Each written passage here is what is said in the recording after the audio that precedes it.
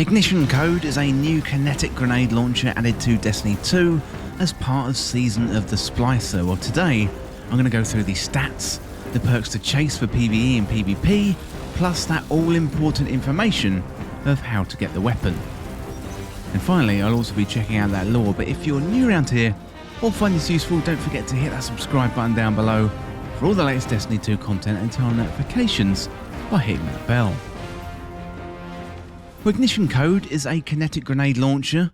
It's got a lightweight frame, meaning it's a one-shot handheld grenade launcher with remote detonation. So looking at the stats, we've got 35 for stability, 68 for handling, 75 for velocity, 55 for blast radius. It's a 90 RPM grenade launcher with one in the magazine. And we don't have too many kinetic grenade launchers, so this is a welcome addition to the loot pool in Season of the Splicer.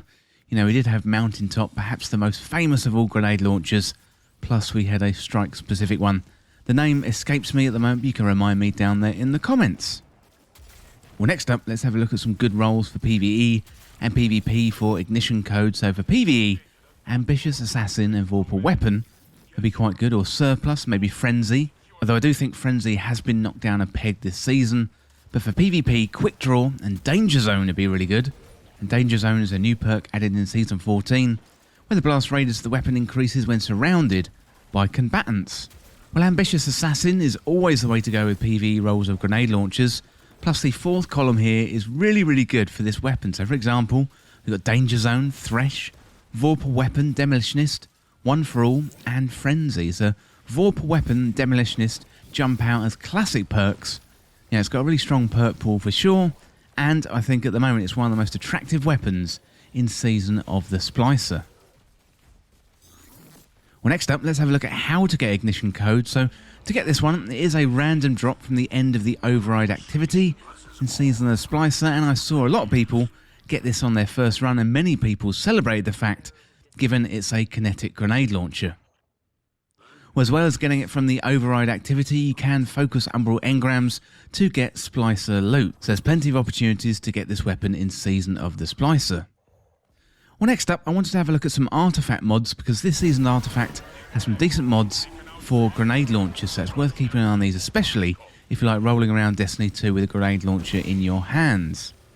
So first of all, we've got Grenade Launcher Scavenger, so bonus reserves when you pick up ammo. We've got Blast Radius, so become charged with light with grenade or rocket launchers. We've got Grenade Launcher Dexterity, so faster, ready and stow speed. We've got Unstoppable Grenade Launcher. And finally, probably the best of all of them, so Breach and Clear. So when using a grenade launcher, damaging a boss, a champion, or breaking a combatant's shields reloads your stow's weapons and causes the combatant to take increased damage.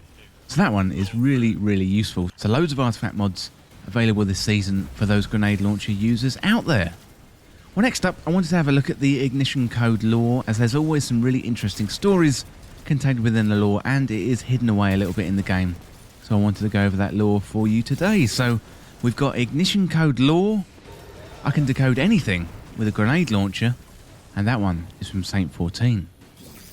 Arha hauled a metal crate from the dropship towards the haphazard Elixni settlement.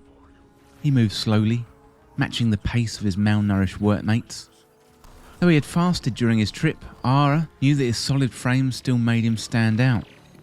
He feared it would reveal him as the imposter and the infiltrator he was, even while dressed as a House Salvation deserter.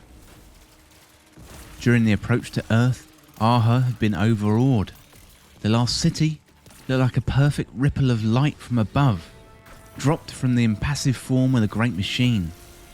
And Ara wondered for the first time in his life if the spider was wrong about the Guardians. But his misgivings evaporated as soon as he emerged from the dropship. Rather than living in a gleaming city of crystal, the Elixni were packed into the bombed-out ruins of a former war zone. The area that they'd been given appeared to be on the verge of collapse. Ara sneered inwardly. Did the Guardians really believe the Elixni could be pacified so cheaply? That they were content to live under the boots of the Vanguard, gnawing at scraps? Perhaps it was true for fools like Mithrax, his awoken raised hatchling, and the cowards like Empty Weaver. But the spider's acquiescence would not be so easily bought. In fact, Ara thought the Spider could probably own this settlement within a year.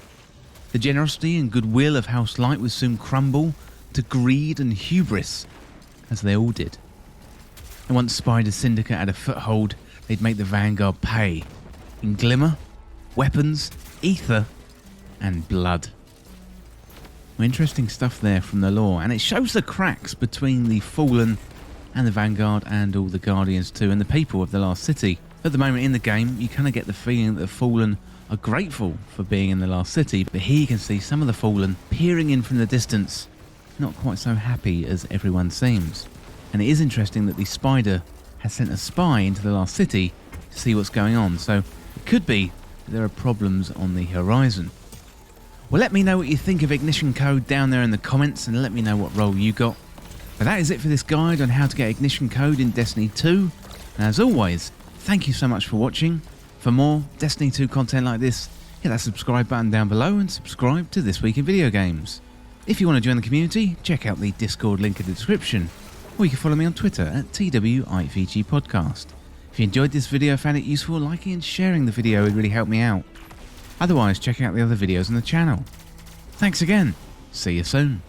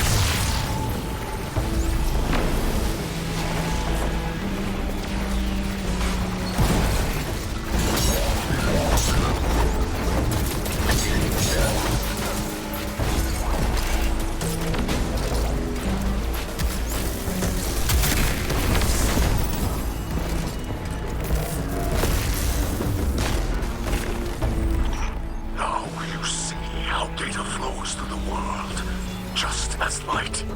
Data did not slay the Vast. Data did not save you on Europa. Guardians do these things. The great machine blesses all in different ways.